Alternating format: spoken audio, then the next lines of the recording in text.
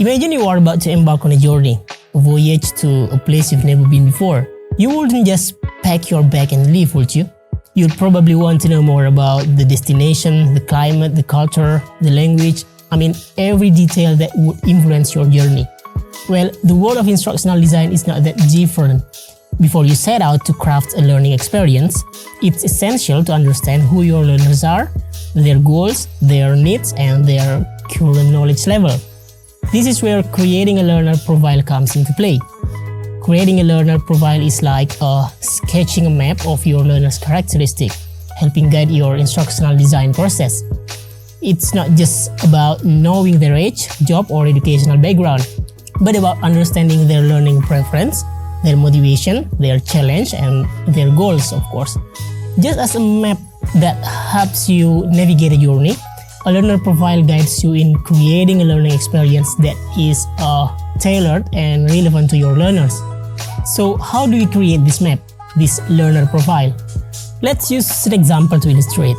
Meet John, a middle-aged executive who wants to learn digital marketing to pivot his career. So how do we create a learner profile for John? First, we need to dive deep into understanding John's need and motivation. Why does he want to learn about digital marketing? What challenges is he facing in his current role that he believes these new skills will solve? This can be done through interviews or surveys. The key here is empathy.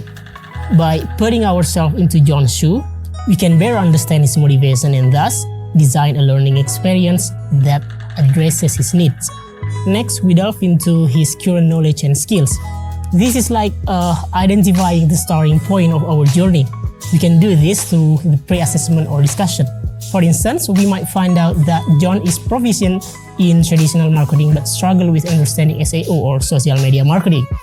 This information helps us tailor the learning experience to John's current knowledge level, ensuring that he doesn't feel overwhelmed or under-challenged. Now that we have a sense of John's motivation and current knowledge, we can better understand his learning preference.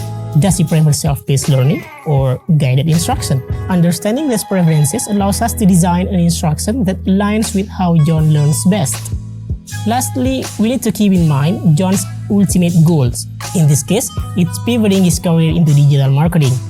This goal will act as the North Star for our instructional design, guiding every decision we make, from the content we include to the type of assessment we use.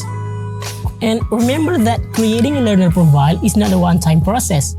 It's an ongoing dialogue with our learners. As John progresses through his learning journey, his needs, knowledge, and even goals might change. By regularly revisiting and updating John's learner profile, we ensure that our instruction remains relevant and effective. So the learner profile is the compass that guides our instructional design process.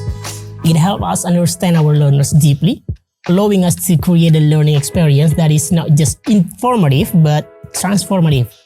So the next time you set out to design instruction, ask yourself this: do you know who your learners are? Because understanding them is the first step to inspiring them. See you in the next one.